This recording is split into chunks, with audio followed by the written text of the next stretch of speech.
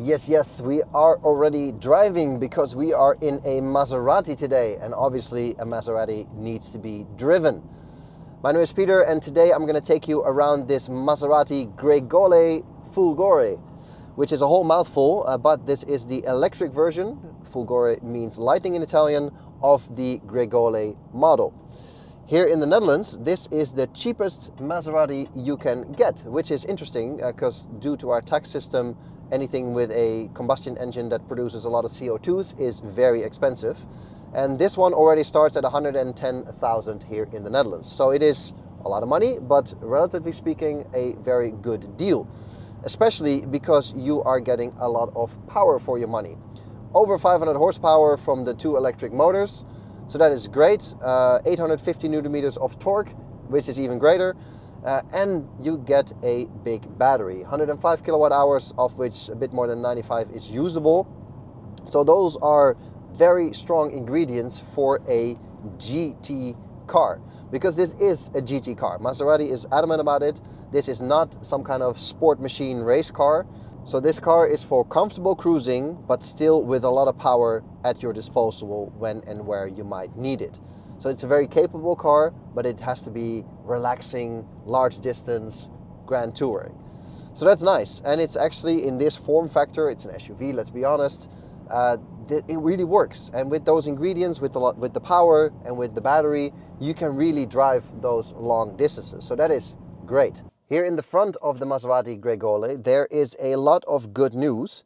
And in first impressions, it's a little bit overwhelming because there's big screens in the middle, screen in front of you, lots of buttons on the steering wheel. It's a bit like, ooh, there's a lot going on. But once you settle down, you sit in it, you spend some time here, it's actually very functional and actually quite a nice place to be. Special attention to the seats. As you know, I am extremely broad-shouldered, so often I have issues that I don't fit comfortably in seats, especially when they're not fully adjustable. These seats are, and the bolsters are also adjustable, so that's quite nice. You can go into the menu and make them wider or slimmer. So it's actually really nice. I can find a really nice, comfortable position here after some fiddling with the settings. So that is awesome, and it really adds to the comfort, obviously, on longer journeys. There's also a few things that are not so great that you immediately notice, chief among which is the piano black. And I know I say this in almost every video and every car that has it, but it is baffling to me that they put this material on places where you're constantly touching with your hands. So here on the middle console, there's a big chunk of piano black where you're always having fingerprints. It's here on the top, it's on the window switches, and it's on the steering wheel. All the spots that you're constantly touching. And I don't understand who makes these kind of decisions. So this is constantly smudgy and will forever be smudgy because there's no polishing or cleaning this, because as soon as you touch it once, it's smudgy right again. So that is a disaster, but that is what it is. What is good news though is that you mostly have buttons for your normal operation, so window switches and mirror controls are just the way you want them to be.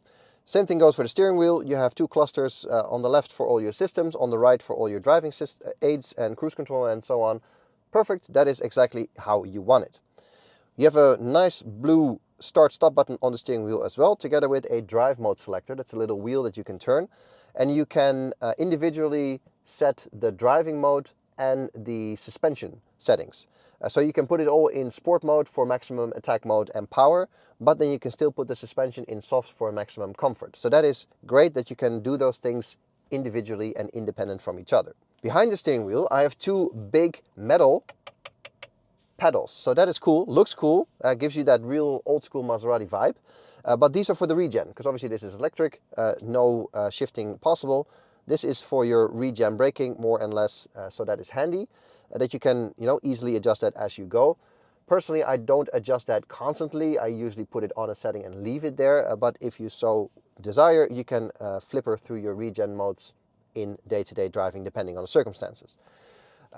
These pedals are really big, and you have to get your hand around the pedal to reach the stalks for the wipers and the blinkers and the lights and so on. So that is a bit annoying because you obviously grab the steering wheel with your full hand, and it's often you bump into the pedals with your fingers before you can go around and reach the stalk.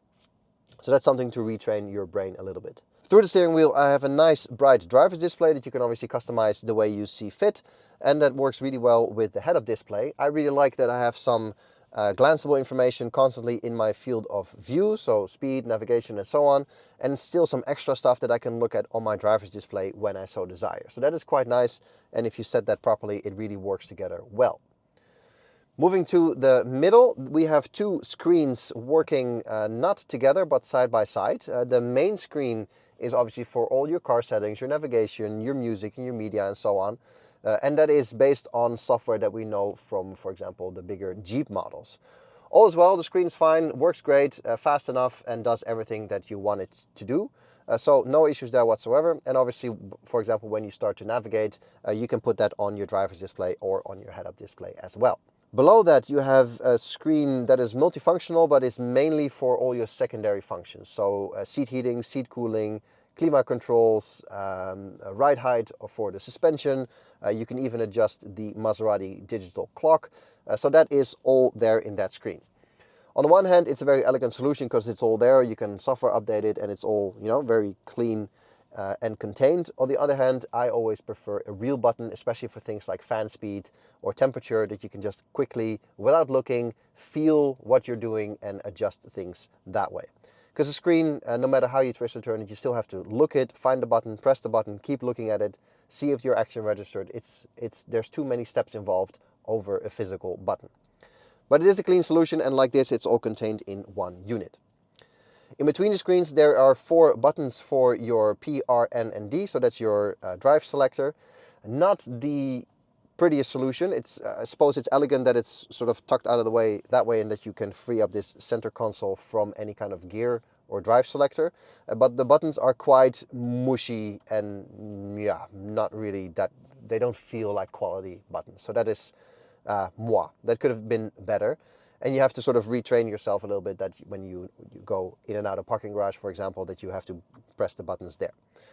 Fair enough, it is what it is. Underneath the screens, we have a wireless charging pad, a little cubby with USBs for some charging and some storage. And this is the whole bit that is piano black, which will constantly be dirty. 2 giant cup holders, so that's great.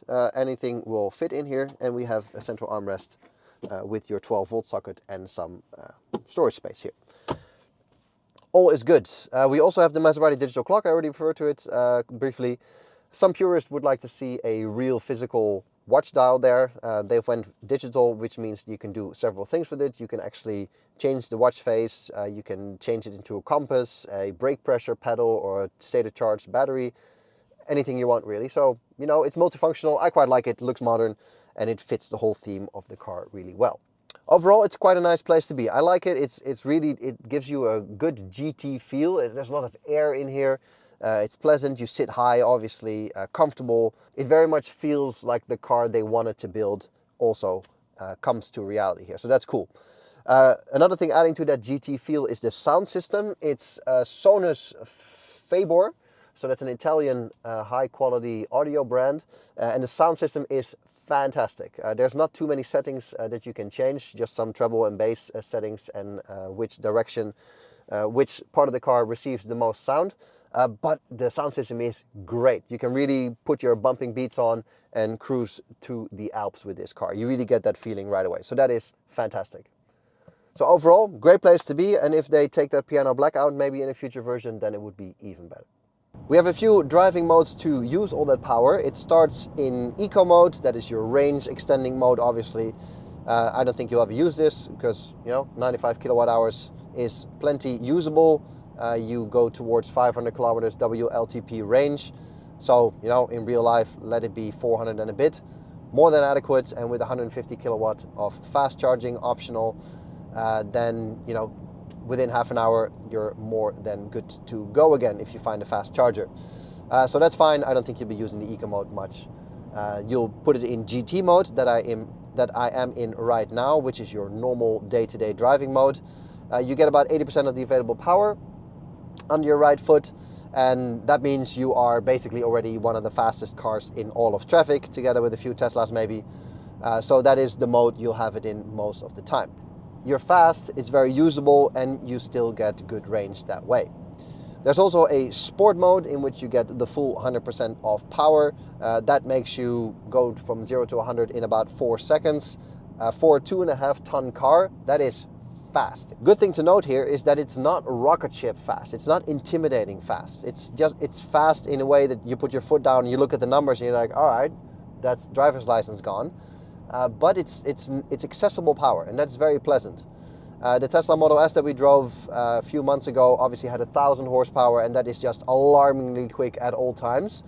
This is still very fast, but not in a way that, you know, you fall out of your seat and it's all out of control. So that's excellent. That's well judged from Maserati, that it is this kind of power that's still usable and applicable in day-to-day driving. Good thing as well is that you can individually select the drive mode and the suspension mode. So this has standard air suspension that you can put in hard or soft. And you can also change the ride height. And obviously here on the highway, the car hunkers down, makes it all a bit more slippery and streamlined. But when you go to sport mode, for example, it all goes a bit harder and a bit stiffer. Fine. If you want to disconnect that, you can, so you can put it in sport mode, get the full 100% of power available, but you can still put it in comfort in terms of suspension. So that's nice that you can actually individualize it that way, the way you prefer to drive. Here in the back of the Maserati, there is a lot of good news. First of all, it is very spacious back here, a lot of volume, so that feels good.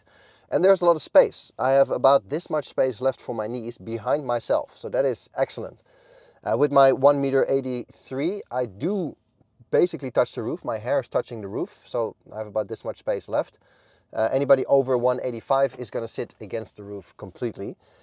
Take that into account. And for me personally, as a 90-kilo human with my enormously broad shoulders, I do sit on the edge of the seat here, where the driver's seat obviously is fully adjustable. This isn't. So for me, this is slightly too tight. I'm like either on this side or on that side. So that is slightly annoying, but for a normal journey, no issues. And obviously anybody slightly slimmer or kids, no issues whatsoever back here. So that's cool. There is, like I said, a lot of volume, and it's necessary because the back of the seats is hard. It's not rock hard cheap plastic, but it's hard nevertheless. So that is something to take into account when you have very tall kids, for example, or plan to transport tall adults. But I can put my feet under the seats very comfortably, really adding to the sort of feeling of space and comfort back here.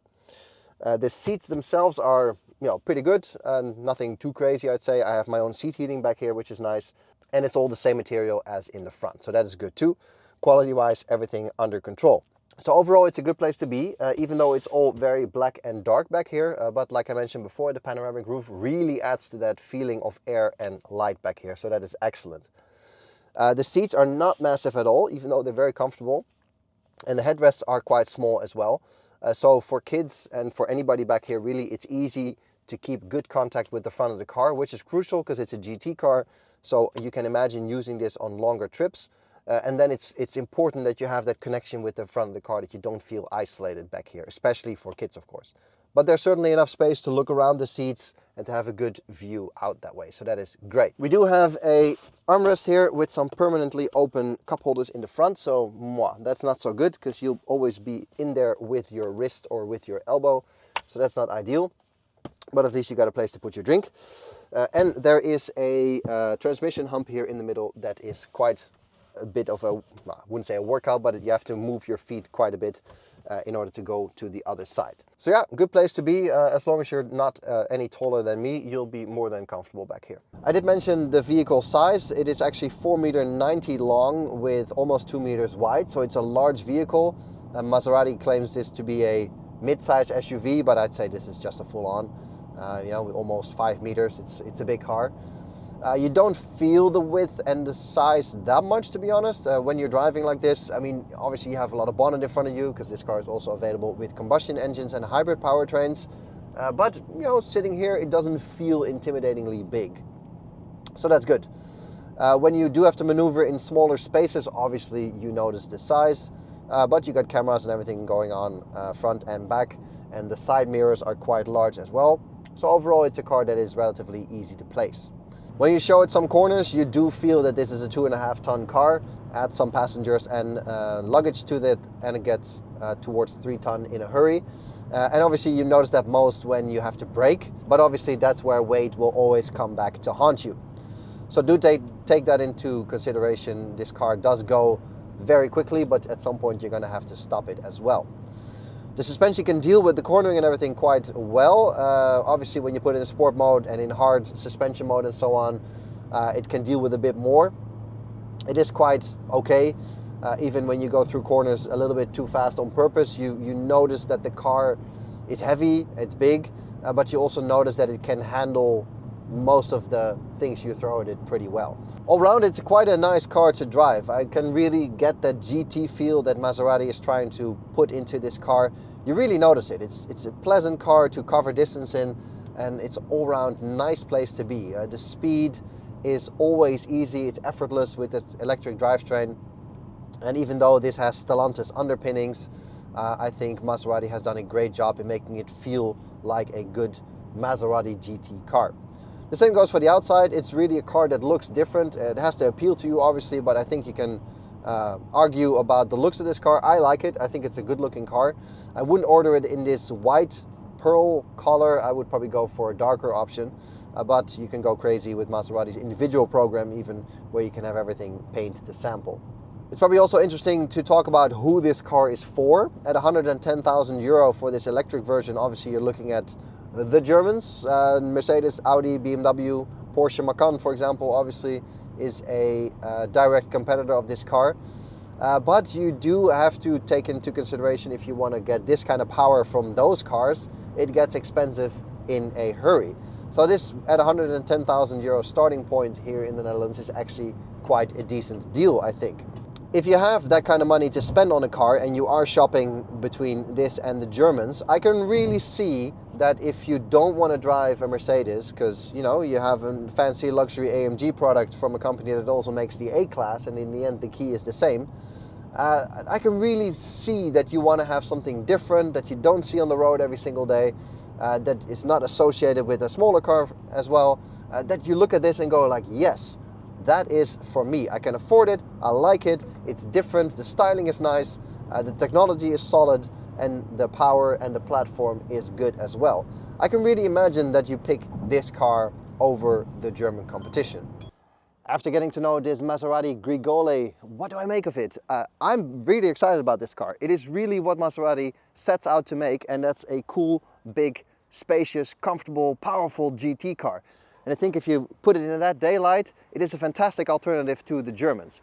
I quite like it. I think this is a unique proposition with style to boot. It's really something different, and I can really imagine if you don't want to have an Audi or BMW, that this is something cool and unique on your driveway. I think Maserati nails it with all the fundamentals, and you know, apart from a few quirks here and there, I think this is an excellent proposition for the money, especially considering what it delivers. That's all I got for you in this video. Thanks for watching. Give it a thumbs up if you like it. A sub to the channel is always appreciated, of course, and I'll catch you guys in the next one.